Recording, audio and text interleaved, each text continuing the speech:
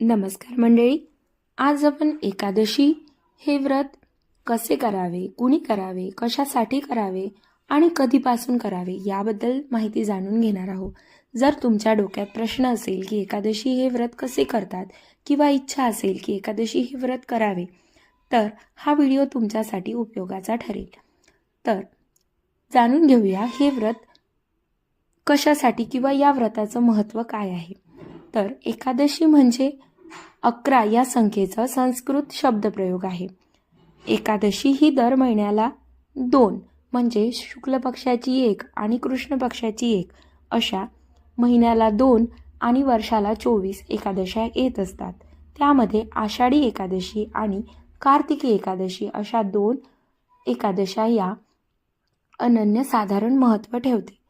तर आषाढी एकादशीला भगवान विष्णू हे योगनिद्रेत